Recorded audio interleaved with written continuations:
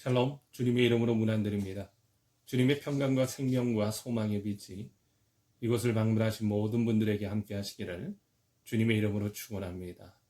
오늘은 감사 위에 또 감사라는 제목으로 여러분들과 함께 은혜를 나눠보자 합니다. 사람을 관찰해 보면 세 가지 성향의 사람이 있습니다. 첫째는 습관적으로 불평과 원망, 부정적인 불신앙의 말을 하는 사람입니다. 불평꾼이죠. 둘째는 언제나 긍정적이고 밝으며 감사와 찬양과 믿음의 말을 하는 사람입니다. 하나님께서는 이들을 훈련하셔서 이 땅에 큰 축복이 되게 하십니다. 셋째는 때로는 불평도 하고 때로는 감사도 하기 때문에 신앙의 사람인지 아닌지 알기 힘든 사람들입니다. 성경은 하나님께서는 우리가 하는 말 그대로 하나님의 귀로 들으시는 그대로 행하신다고 했습니다. 이것은 우리의 입술의 말이 얼마나 중요하다는 것을 반증하고 있는 것인데 내가 어떤 단어를 쓰고 어떤 말을 하는가가 대단히 중요하다는 겁니다. 우리가 만약 불평을 하는 사람이라면 우리 인생은 불평과 원망으로 가득 찬 불행한 인생이 되는 겁니다. 반면에 하나님께 찬양하고 감사하며 믿음의 말을 하고 눈에 보이지 않아도 보이는 것처럼 믿고 말하는 사람이라면 하나님께서 듣고 그대로 이루어 주신다고 성경이 약속하고 있지 않습니까? 특별히 우한 폐렴으로 인해 새로운 일상을 살고 있는 우리의 입술이 축복의 말, 감사의 말, 찬양의 말, 믿음의 말로 가득 차기를 원합니다. 오늘 본문에서는 불평과 불만과 원만을 안고 사는 보통 사람들을 볼 수 있습니다.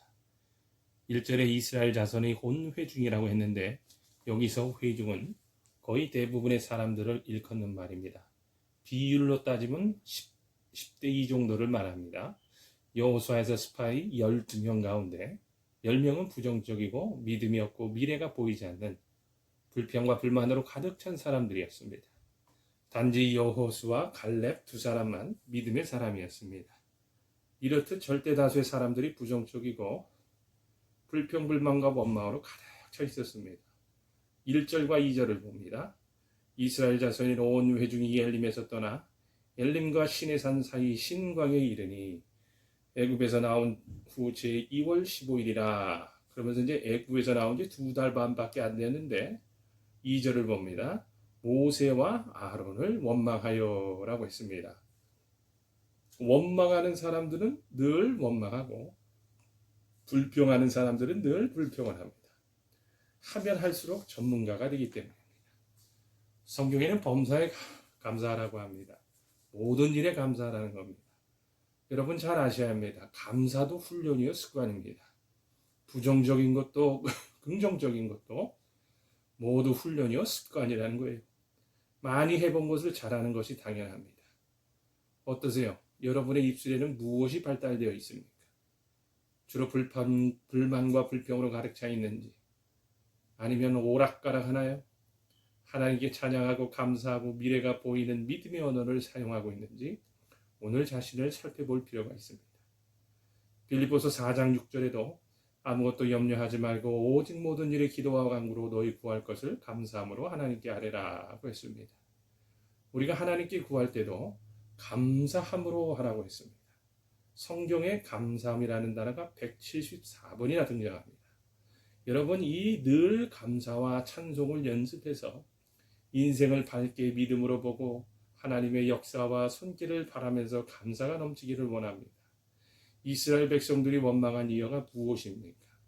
2달 반 동안 고기와 떡을 못 먹었기 때문입니다.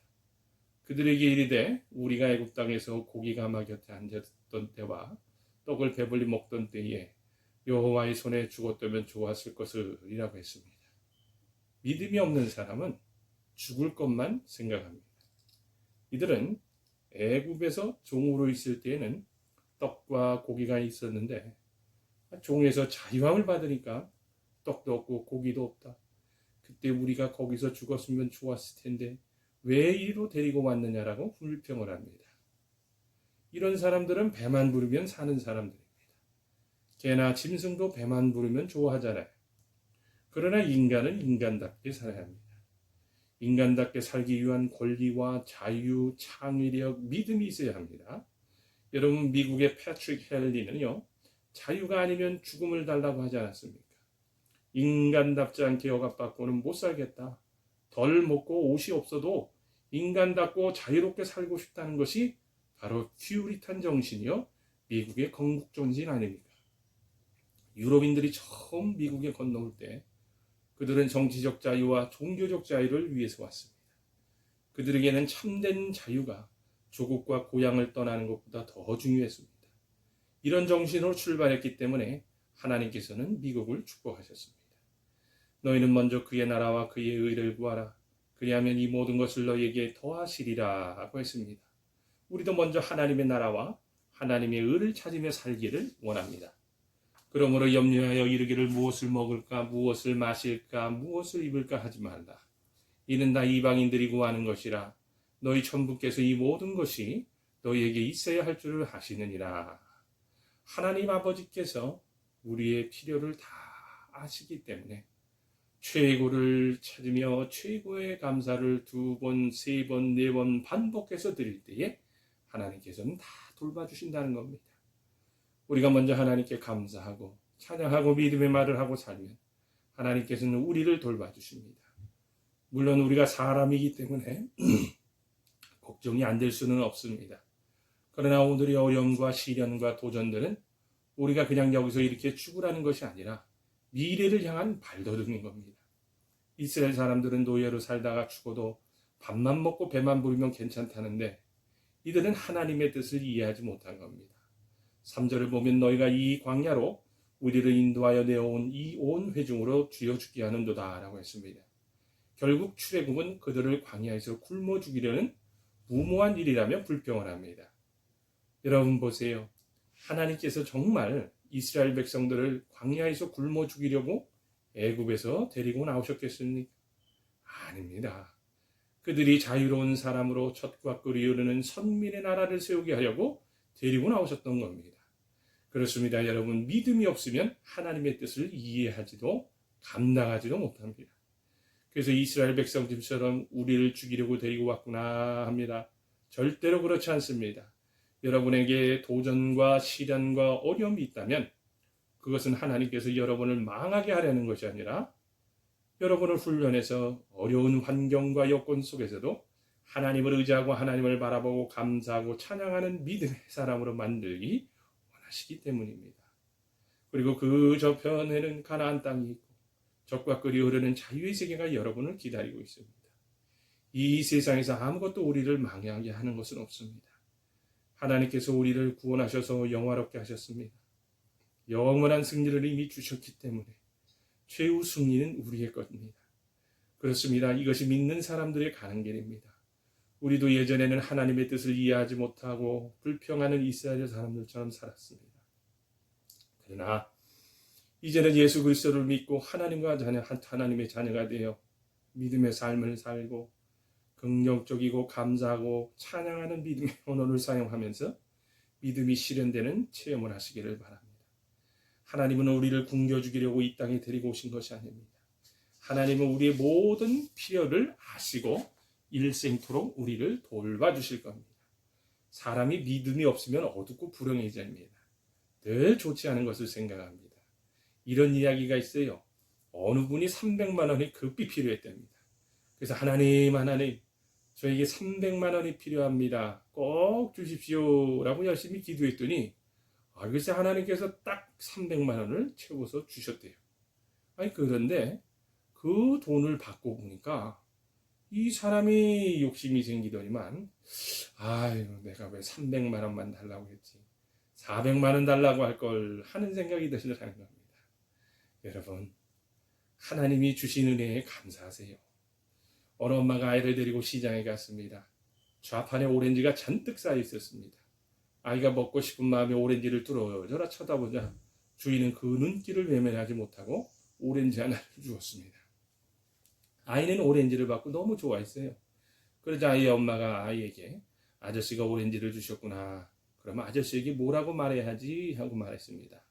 근데 잠시 고민하고 있던 아이가 뭐라고 이야기를 하냐면은 아저씨 오렌지 깎아주세요. 오렌지를 좀 더 깎아주세요. 아직 훈련이 안 된 아이입니다. 아무리 어린아이라도 누가 친절을 베풀고 사랑을 베풀면 고맙다는 인사를 할 수 있도록 훈련해야 합니다. 여러분과 저는 하나님을 믿는 사람들입니다. 하나님의 선하심과 인자하심과 더디 노하심과 용서하심과 그 사랑을 많이 받은 사람들입니다. 우리 입술에 늘 감사가 넘쳐나기를 원합니다. 여러분, 어느 검사의 고백입니다. 검사 생활이 힘들어서 지칩니다. 우리는 늘 사기꾼과 도둑놈들만 만나죠. 이들과 매일 입씨름을 해야 하고 할당받은 사건이 너무 많아서 늦게까지 일을 해야 되기 때문에 제 시간에 퇴근하는 날이 없습니다. 어느 판사의 고백입니다. 목사님, 저는 목사님이 부럽습니다. 저는 항상 범죄자들에게 몇 년형을 줘야 하나 하는 고민을 합니다. 징역 몇 년형에 처한다는 말로 먹고 사는데 목사님은 매일 생명을 살리는 말씀을 전하면서 사시니 저는 목사님이 부럽습니다.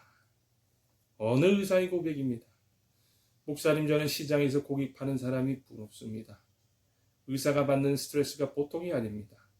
제가 매일 상대하는 사람은 아픈 사람, 피 흘리는 사람들이고 환자가 잘 낫지 않으면 그 스트레스가 너무 큽니다. 이런 사람들을 매일 보는 것이 정신적으로 얼마나 힘든지 목사님은 아세요? 어느 대기업가의 고백입니다. 저는 눈만 뜨면 돈 걱정입니다. 저녁에 눈을 감을 때까지 머리가 아픕니다.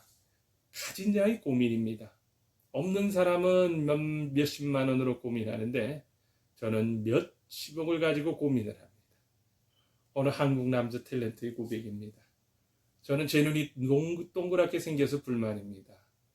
남자가 눈이 좀 날카롭게 생겨야 되는데 이렇게 곱상한 제 눈이 너무 마음에 안 듭니다. 어느 아버지의 고백입니다. 내게 가정만 없으면 사표를 써서 집어던질 텐데 그러지도 못하고 더러워서 못 살겠습니다. 사랑하는 여러분, 우리들의 말에 입술의 변화가 필요합니다. 우리는 하나님의 사랑받는 자녀여 천국을 보장받은 사람들입니다. 그러므로 우리는 생명의 언어를 쓸 수 있어야 합니다. 감사의 언어를 써야 합니다.